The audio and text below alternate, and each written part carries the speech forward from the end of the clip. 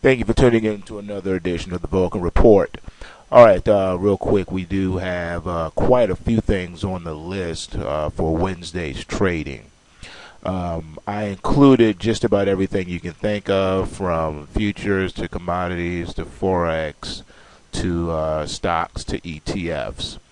So pick and choose which ones you want to trade and have at it. Real quick, I want to point out some more training in this video, but let me just point out a few securities first.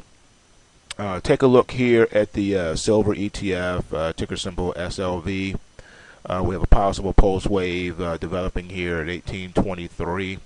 So you're going to want to go ahead and put your buy stop limit at 1823 to buy that silver. It has the potential to really break out well beyond the $20–$25 a share range.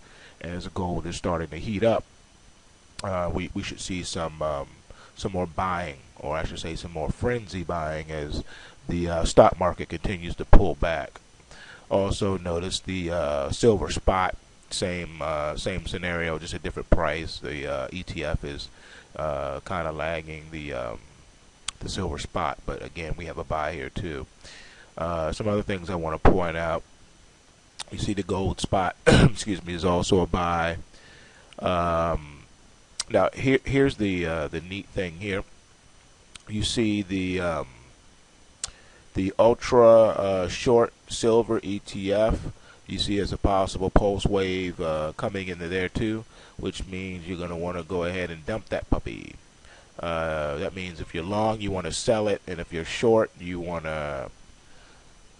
Okay, so in other words, if you are looking to get, if you're looking at this to go along the silver ETF or the silver spot, you go ahead and sell short the inverse ETF, because that one should continue to fall as the silver price continues to rise. So it's a play on those. Notice too that unfortunately in the commodity space, we see that corn is on the buy list. Unfortunately, I'm sorry, it looks like corn is ready to break out. So is cotton.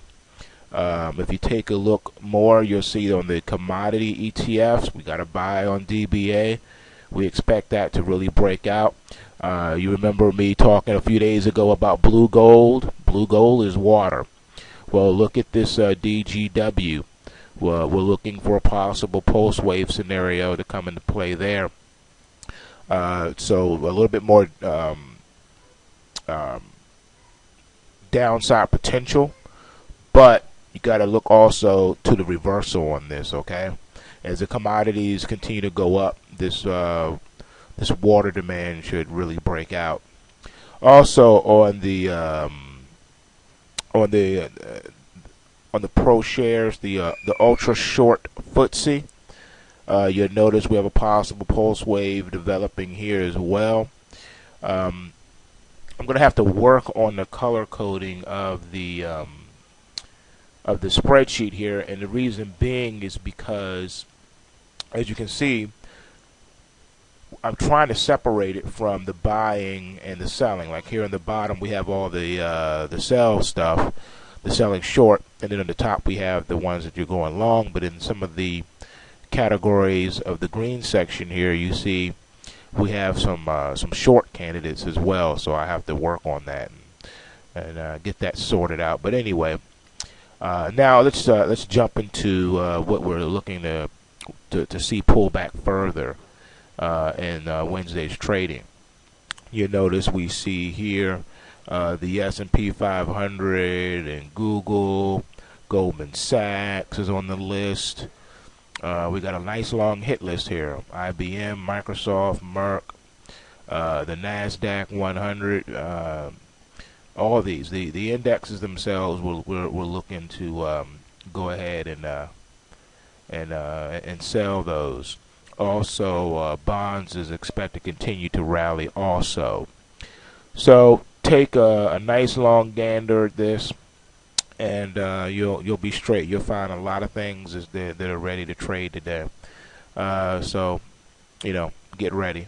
Also, watch how those futures are going to move, okay? Because we could get some retracement off of yesterday's movement, And truth be told, yesterday's movement was not all of that.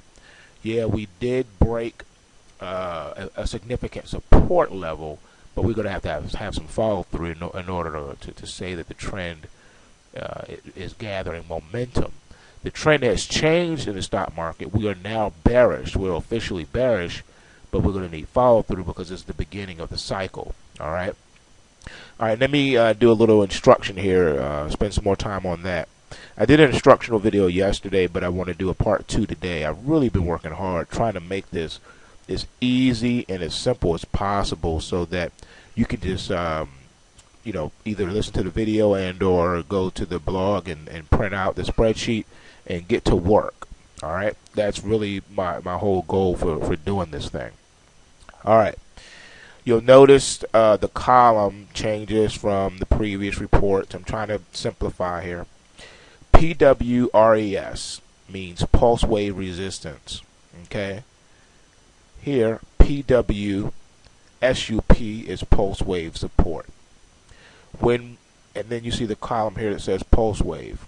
If there is a 1 in the pulse wave column, that means that we're watching the pulse wave resistance and pulse wave support for a breakout. And if one of those breakouts are triggered, we're expecting substantial movement and profit potential. So when you the way to use this correctly would be the first column you're going to look at is your pulse wave column. If you see a pulse wave candidate, the next thing you're going to go and look at is you want to look and see if it's in an uptrend, and you want to look at market depth. Okay, the uptrend. If there is a 1 in this column, it means we're in an uptrend or a bullish market. If it's 0, it means we're bearish and in a bearish market. Okay. Likewise, market depth is a proprietary indicator that you heard me talk about yesterday. Basically what it looks at is it looks at the bid to ask ratio, and it takes a look at the actual overall market depth. It looks at the options volatility as measured with the VIX index. It looks at longs and shorts and open interest and commitment of traders reports from the futures. It takes a look at all these things. Basically, the market depth indicator is your fundamental analysis indicator. It looks at all the news, all the reports, and it comes out with ratios and figures that are tradable. So, just because you may see a market like this one, let's look at cotton for example, the first one here. You see it has a 1 in the uptrend column, so it's in an uptrend. You also have a 1 in the market depth column. That means that not only is this market bullish, but it's showing you that there is a lot of bullishness active in the market, which means that if you look at the calls, you'll see that you'll notice movement in the put to call ratios. You'll see that a lot of more people are long than short. So it really confirms the strength, if you will, of a trend, and it can also signal the reversal of an overall trend, even long before the trend even develops. So it really follows the money, and it's also an amazing barometer of the plunge protection team's activity or insider trading when you see executives dumping shares and things like that. So it's really quite an amazing indicator, and you'll begin to see that as the days go on. So I've developed that especially for you. The market depth is your econometric model of fundamental analysis, because I get a lot of questions. Oh, what do you think about the jobs the report that's coming out, or the housing report that's about to come out, or what have you? Everything that can be known and should be known is indicated in the market depth proprietary indicator. All right, so that's what the market depth is about. So you look at trend, you look at market depth. Okay, here's one that's a little that's different. The next one here. Take a look over here at Verizon. Ticker symbol VZ. Okay, we have a pulse wave scenario developing, and you'll see that we have a breakout long. So that means on Wednesday's trading, you'll place a buy ticket to buy at $29.73. You'll place your sell stop at $29.07. Likewise, you will add to the position when it gets to $30.38, because now you have broken out into another pulse wave. So you're looking to pick up several bucks on that particular trade. Now you come over here to this side, and you see, you have a positive swing VIX. Ooh, another proprietary indicator. You've heard me talk about the pulse scan swing VIX system, which is the one that we're using for the Vulcan report. Very powerful system. When you have a 1 in that column, that is a strong buying signal. It means that it doesn't matter if it's in a downtrend or if it's in an uptrend or what have you. If you have a positive swing VIX, you need to take that trade. You need to put that buy ticket in immediately, because it's saying that the market is either oversold or there's some other underlying momentum that has crept into the market, and the swing VIX is picking it up. All right. So next thing you know, you look over here at the uptrend, and then you see that we are in an uptrend in Verizon. However, the market depth is weak. No 1 there. You have a 0 there. So it's saying that it's weak. So our upside might be limited. It's not saying that it will. It's saying that it might be limited. Now, it could also mean that perhaps this uptrend will gain enough momentum that the market depth will change. And instead of short orders in the market, the bulls will actually take over and give this uptrend some more strength. But as of right, and it's not saying it can't go up, but it's saying that if we are in an uptrend. It's definitely an uptrend. However, the market depth is weak. So depending on who's going to win out here, again, your uptrend is your technical analysis. Your market depth is your fundamental analysis. Right now, the technical analysis is bullish, and the market's still holding above its major support areas, but your market depth is weak. So you want to pay attention to that. All right? That's pretty much it. That's how you use this report. I mean, it's really that simple. Oh, let me show you the short side. When you get these sell signals here, for instance, this one right here, let's look at Conagra Foods, ticker symbol CAG. You'll notice that we have a possible pulse wave scenario going on here.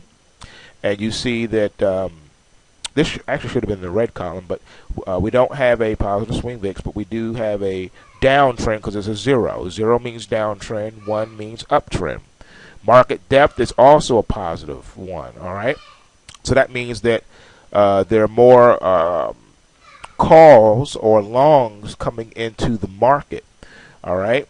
But the market isn't bullish yet. It's still bearish, so we could be hitting a turning point here. So the way you're going to want to play this is twofold. First of all, you look to put your sell order in at $21.28. Likewise, you'd also like to add a positive pulse wave buy at $22.13.